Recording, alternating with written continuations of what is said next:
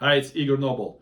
Do you know that there are 7 companies involved in the real estate transaction? So in this video, I'm going to share with you who they are, what they do, and how this is going to affect your closing cost.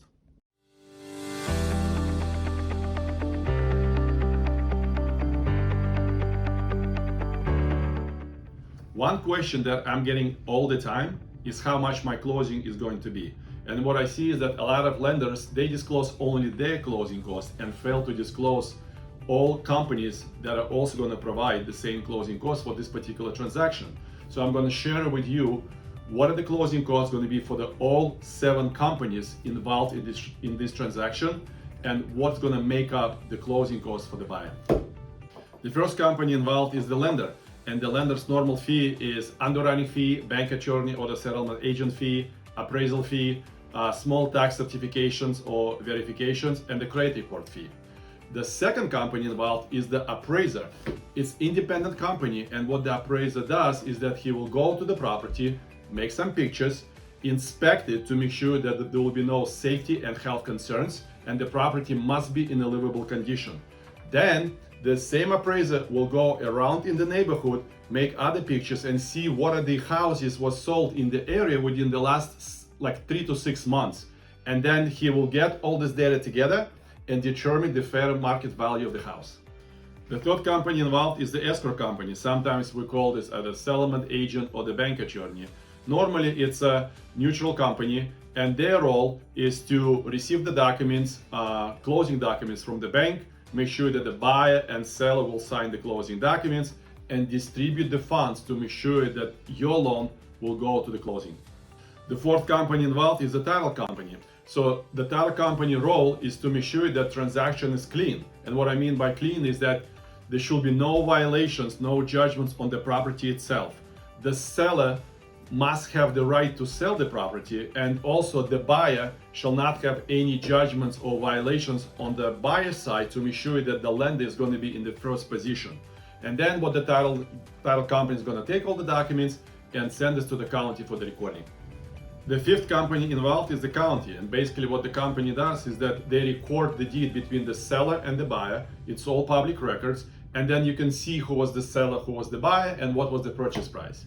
Now, the next one is number 6. So the 6th company is the insurance agent. So that's where the buyer gets to choose which agent they're going to work with. An insurance company basically provides the coverage for the buyer to make sure that if anything happens after the closing with the property, that house or the condo or the co-op will be covered. The 7th part of the closing cost, and actually the last part, is the property taxes. And the property taxes are determined by the county depending on the size of the house and the property lot. Normally at the closing, the buyer will prepay the property tax in advance from 2 to 12 months, depending on the closing date and then when is the first payment is going to be. So that's what's going to make up the buyer's closing cost. So what will be your total closing cost? It depends. If you're going to buy a property under $400,000, most likely the closing cost will be around 3% from the purchase price.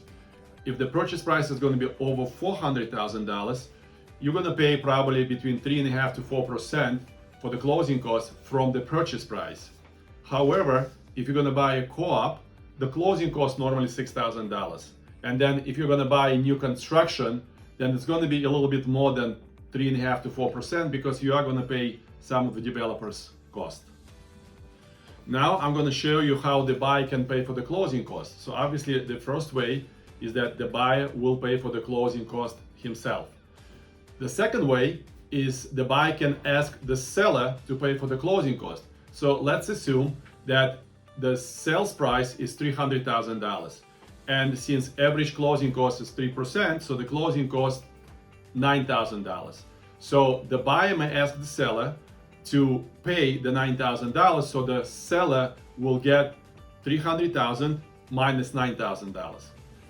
Most likely it's not going to work. Then the next way is that the seller may increase the purchase price, and we call this a seller's concession. So instead of $300,000, the purchase price is going to be $309,000, and then the seller will finance the $9,000 for the buyer. And again, it's called the seller's concession. And that's what mostly mostly I see in this transaction.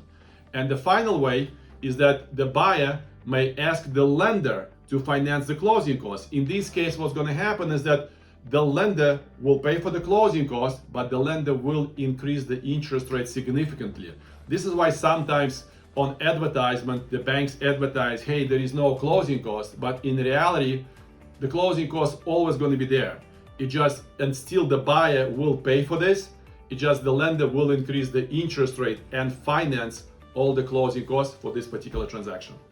I hope this video will provide you with some clarity on the home buying process, who is involved, and what makes up the buying closing cost. Thank you again for watching this video. And with any questions, please call my awesome team. We're here to help you and always deal with happy people.